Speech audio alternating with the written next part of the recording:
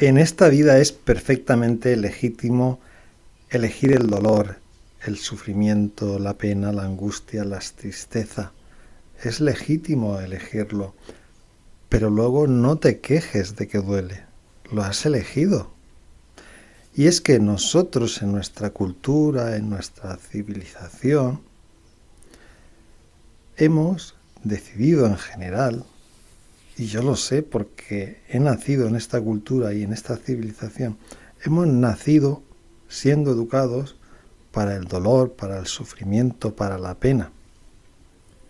Y esto es porque se nos educa desde que somos niños a sacrificar nuestro placer. Y entonces es el trabajo, el esfuerzo, el sacrificio, lo que se valora socialmente para conseguir conocer más o tener fama o ganar más dinero o tener más poder o destacar en el arte o en la política o en la música o en lo que sea.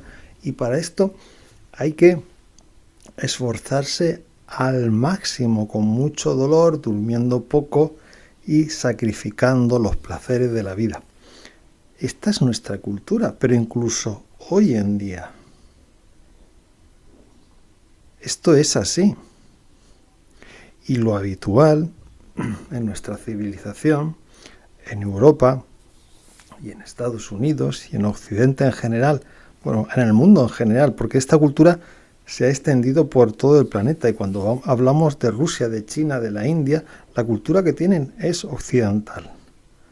En China, la figura clave de su forma de pensar es Carlos Marx, el comunismo de Carlos Marx, y se le reverencia y se dice que es el filósofo más importante. Pues bien, es un filósofo occidental y en todos sus escritos habla de trabajo, de esfuerzo, de sacrificio, de renunciar al propio placer en beneficio de la humanidad. De hecho, él, que era un burgués y tenía una mujer que era noble, pues vivieron en la extrema pobreza porque Marx se dedicó a trabajar sacrificando su vida y la vida de su familia. Él lo reconoce en su correspondencia. Esto es la cuestión. Pues bien, como cultura, como civilización, a nivel personal, tenemos todo el derecho del mundo a elegir el dolor, el sufrimiento, el trabajo, el sacrificio. Tenemos todo el derecho del mundo, pero luego no nos quejemos. No nos quejemos. Si lo hemos elegido nosotros. Y podemos decir, bueno, yo no lo he elegido porque he nacido en esta cultura que me ha inculcado todo esto. Pues vale, bien. Durante un tiempo, pues bien. Pero si toda tu vida sigues repitiendo los mismos esquemas, porque el ser humano tenemos nuestra individualidad, nuestra conciencia, nuestro sentido común para decir, bien, todo esto que la cultura me está transmitiendo es bueno para mí, me produce placer o dolor, y ir cambiando aquello que no nos guste. Así que no nos quejemos, podemos quejarnos cuando somos niños, pero conforme vamos creciendo y haciéndonos adultos, tenemos que dejar atrás las niñerías y dejar de quejarnos, porque al final nosotros, cuando vamos creciendo, nos seguimos adhiriendo a esa cultura que se nos ha transmitido de dolor. O sea, eliges el dolor, perfecto, a sufrir, pero luego no te quejes. ¿Que me quejo porque me da la gana? Bueno, pues sufre y quéjate. Vale, pues lo quieres así, sufre todo lo que te dé la gana y quéjate todo lo que te dé la gana. Pero ahí te vas a quedar, en tu miseria, sufriendo y quejándote sin cambiar nada. Y pues bien, la gente que sufre y se queja, pues a lo mejor incluso tiene la posibilidad en algún momento de su vida de cambiar algo, porque sabe y es consciente de que está sufriendo y de que quiere cambiar. Pero quizás aquellos que endulzan ese sufrimiento, aquellos que enmascaran el sufrimiento, sustituyendo la palabra placer por la palabra felicidad, estos no tienen arreglo, porque estamos falseando la realidad. La palabra felicidad fue inventada hace muchos años y hoy se sigue empleando de la misma forma. La palabra felicidad fue inventada para anular el placer de forma agradable. Es decir, vamos a quitarle el placer a la persona, pero le vamos a dar un concepto que se llama felicidad, que va a sustituir al placer y le vamos a decir que es mucho mejor que el placer, pero muchísimo mejor. Esto es el truco de la estampita. Es como decir, mira, tú a mí me das un billete de 100 euros, ¿vale? Entonces yo te voy a dar un maletín lleno de billetes de 100 euros. Pero resulta que al final todo lo que hay en el maletín no son billetes, son papeles cortados que no tienen ningún valor. Tú me das los 100 euros, te doy el maletín creyendo que está lleno de billetes. Y al final, cuando lo abres, te das cuenta que son papelitos en blanco que no valen nada. Pues así se nos intenta engañar en esta sociedad y civilización. Se nos dice, dame tu placer, anula, abandónalo, deja tus placeres y yo te voy a dar felicidad. Parémonos a pensar un poco, ¿no? Cuando en mi mente oigo placer, pum, dice, bueno, un placer tampoco es algo muy fundamental. Ahora cuando oigo felicidad, ¡guau! La felicidad, libros y libros sobre felicidad, películas, programas. Y el placer se deja para las cosas nimias, pues para el sexo, la comida. Placer es algo insustancial. Ahora, felicidad. Bien, pues la felicidad simplemente es una forma de enmascarar el dolor. Porque cuando escuchamos a las personas más felices del mundo, ¿a quién estamos escuchando? Pues a filósofos, a famosos, a deportistas, a multimillonarios, artistas famosos de cualquier rama. Bien, pues examinemos las vidas, los escritos de esta gente, que dicen que son felices. ¿Vale? Examinémoslo, veamos la vida de los famosos, que siempre dicen, bueno, yo soy muy feliz, porque he llegado a lo máximo. Pues si examinamos la felicidad de esta gente, te das cuenta que está sembrada de dolores por todas partes. Hasta tal punto que si miramos la vida de los famosos en general, véase los cantantes, acaban al final de su carrera, cuando ya lo tienen todo, atiborrados a drogas o a calmantes o en psiquiatras, psicólogos para disminuir su dolor. Porque dolor y felicidad conviven. Son uno. La felicidad simplemente es una forma de enmascarar el dolor para conseguir objetivos. Es decir, yo soy muy feliz esforzándome y sacrificándome para conseguir algo. Y en ese sufrimiento de esforzarme y renunciar a muchas cosas que me dan placer, yo soy feliz porque sé que algún día adquiriré la fama. Acordaros de aquel famoso programa, serie que echaban en televisión llamando Fama. La profesora repetía una y otra vez, ¿queréis la fama? ¿Queréis la fama? ¿De verdad queréis la fama? Pues prepararos, porque la fama cuesta y vais a sudar y a sufrir hasta conseguirla. Ese es el tema. Aquí la profesora de esta serie televisiva llamada Fama fue sincero. La fama cuesta. Trabajo, esfuerzo, sacrificio, dolor. Y aquí esta es la cuestión. O sea, fama. Fama, para conseguir la fama, eres feliz consiguiéndola.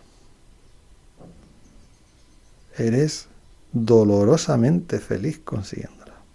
Fama y dolor, o sea, felicidad y dolor son lo mismo.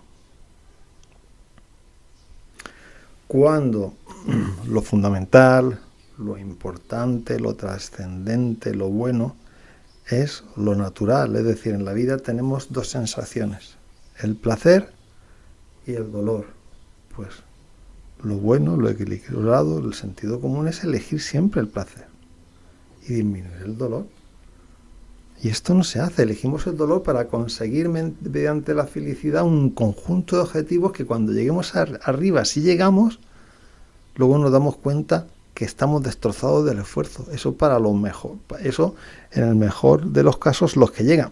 Habrá muchas personas que ni siquiera lleguen ahí a la fama, porque es como un bombo donde muchos tienen las mismas posibilidades, cualidades y se esfuerzan lo mismo, pero al final famosos solamente caben unos pocos en la cúspide. Es una cuestión al final de suerte, que también es triste eso, al final relegarlo todo de la suerte.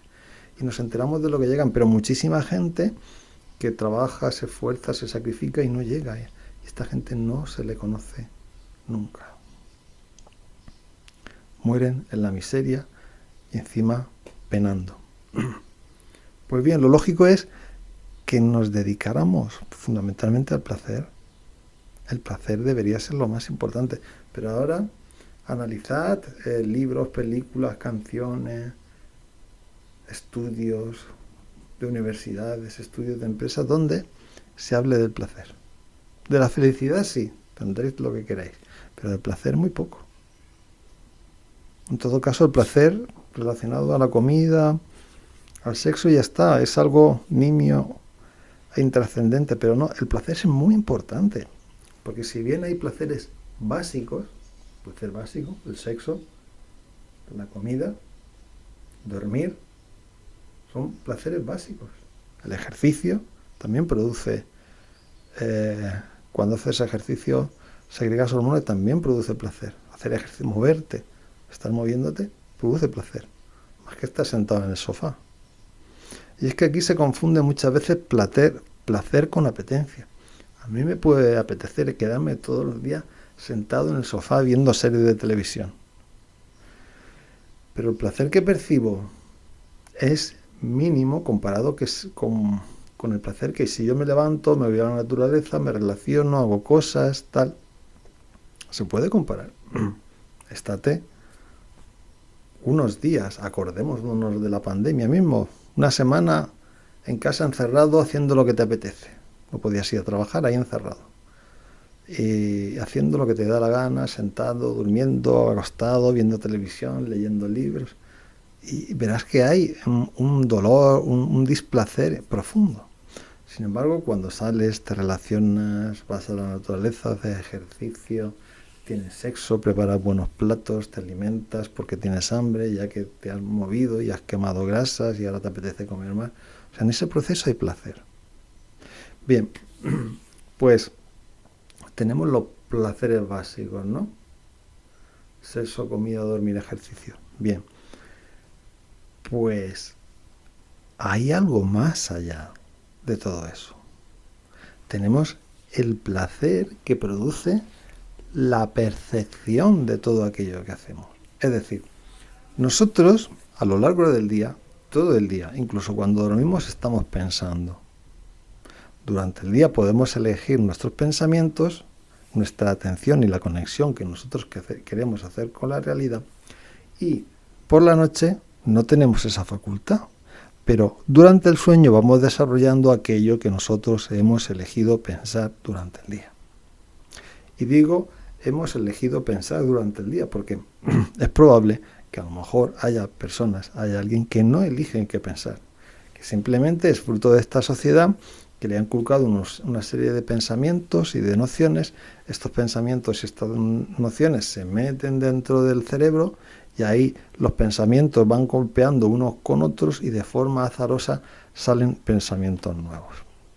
No me refiero a esta gente, ya que esta gente simplemente se nutre de lo que capta y su mente desarrolla el resto, ya que todo contacto que nuestra nuestro cerebro tiene con el entorno, crea una impronta en nuestra mente que determina nuestra forma de pensar, de sentir y de actuar. Vale, eso es una realidad. Pero aparte de eso, nosotros podemos elegir en qué pensar, a qué atender, con qué conectar. Y en esa misma función, nosotros vamos cambiando todo aquello que la sociedad ha introducido dentro de nosotros. Pues bien, para poder organizar bien nuestros pensamientos, tenemos que saber en qué pensamos. Tenemos que darle un sentido, un significado. Tenemos que dividir nuestra mente en partes. De la misma forma que el cuerpo se puede dividir en partes, la mente se puede dividir en partes. Y lógicamente a veces es difícil saber dónde empieza una parte y otra a nivel mental. Pero también es difícil saber bien delimitar una parte del cuerpo de otra. Si nosotros tenemos la pierna y el tronco, ¿dónde empieza la pierna y dónde acaba el tronco? Es difícil de saber. Hasta aquí, hasta allá. ¿Dónde empieza la pierna? ¿Dónde acaba el tronco? Bien, pues el tema de los pensamientos ocurre lo mismo. Podemos tener ciertas dudas a la hora de dividir nuestra mente en parte, a la hora de dividir nuestros pensamientos en parte, pero sí que le podemos dar la suficiente consistencia para que esa división nos ayude a entender cómo funciona el cerebro y la mente y poder ordenarla para nuestro beneficio, con el objetivo fundamental de que nuestros pensamientos, nuestra atención y nuestra conexión con lo que hay alrededor nos dé el máximo placer posible. Y es que, de la misma forma que cuando nuestro cuerpo está proporcionado, cuando nuestra alimentación es proporcionada, cuando llevamos una vida proporcionada, eso nos da placer, la proporción que hay dentro de nuestra mente, de los pensamientos, nos produce placer. Esto lo explico más detalladamente y con más extensión en un libro que dejo aquí abajo en la descripción, que se llama Pro-Uniplacer, todo junto y en mayúsculas. Pro-Uniplacer, proporción entre unidades de placer, quiere decir esta palabra. Y es que nosotros tenemos que elegir aquello que nos da placer. ¿Vale? Y de todo lo que pensamos durante el día, lo que tenemos que hacer es agrupar los pensamientos en unidades de placer. Hay formas de pensar concretas, hay formas de pensar concretas que nos dan placer. Pues esa forma concreta y específica de pensar, pues es una unidad de placer. Y así tenemos varias unidades de placer. Y cuando todas las unidades de placer están en proporción, atendiendo nuestros sentimientos, es decir, lo que nos hace sentir bien o mal, placer o dolor, pues nosotros vamos subiendo y combinando una unidad con otra. Es así de sencillo. Y cuando digo unidades de placer, digo cosas concretas. Digo, por ejemplo, la razón. Yo sé que dentro de mí tengo una cosa que se llama razón, que es combinar una idea con otra para sacar otra diferente. Eso se llama razonar. Y la razón, ese proceso mental, da placer. Pero es que tengo la curiosidad. La curiosidad es la capacidad de estar pendiente de algo para analizarlo y entenderlo. Eso es la curiosidad. Bien, pues eso es una capacidad de nuestra mente que da placer. Cuando yo observo un acontecimiento o busco una noticia o me informo, ahí en la curiosidad hay un placer. La imaginación. La imaginación es la capacidad de crear y recrear cosas totalmente diferentes a las que yo estoy viviendo. Es decir, yo cojo y me notaré que a veces en mi mente estoy imaginando conversaciones, situaciones que no existen, que solamente existen en mi mente. Pero eso me hace recrear la realidad de forma diferente. Eso se llama imaginación. Tenemos la estética, que es la capacidad de ver lo bello. Cada uno tendrá su estética, pero la capacidad de ver lo bello, de que eso nos haga sentir bien, eso es una unidad de placer. Pues bien, teniendo en cuenta esto, yo he captado en mí hasta 25 unidades de placer. Es decir, todo lo que voy pensando durante el día, lo puedo meter dentro de esas 25 unidades de placer. Y he notado que algunas unidades de placer las tengo bastante abandonadas y otras están muy hinchadas. Y esto es lo que en mí produce dolor, lo que a mí produce insatisfacción, lo que produce pena. Y cuando yo consigo, a través de mis sentimientos, cuando yo consigo aumentar las unidades que tengo, que utilizo poco, y cuando consigo disminuir las que están muy infladas, hinchadas o les presto demasiada atención, y poco a poco, en la experiencia de la vida, voy proporcionándolas, es decir, aumentando las disminuidas y disminuyendo las aumentadas, yo noto que empiezo a encontrarme bien y que el placer anida y habita en mí y va creciendo. Y esto es lo importante en la vida, para mí, que el placer sea cada vez más intenso y a la vez que perdure el máximo tiempo posible en el día. Y esta es la cuestión. Lógicamente, todo esto será más intenso si yo tengo un trabajo que me guste, si hay a mi alrededor gente que me quiere y me respeta, si tengo suficiente economía para no estar preocupado todos los días a llegar al final de mes. Es decir, el placer es aumentado por un montón de variantes y de factores. Pero estos factores más o menos se tienen en cuenta. Para tener un buen trabajo, independencia económica, gente que te quiere, que te respeta, cuidar la salud, todo esto más o menos se tiene en cuenta. Lo que no se tiene en cuenta es lo que estoy diciendo. El tema del pro-uniplacer, la proporción entre unidades de placer. Es decir, la atención a nuestros pensamientos para ordenarlos de forma debida y que estos funcionen a nuestro favor. Así que está la cuestión. La mente se puede dividir en partes, combinando esas partes de forma adecuada. Nosotros cada vez nos sentiremos mejor y con más placer. Así que ánimo. No sé si me he explicado, seguiré haciendo más vídeos para intentar clarificar los conceptos.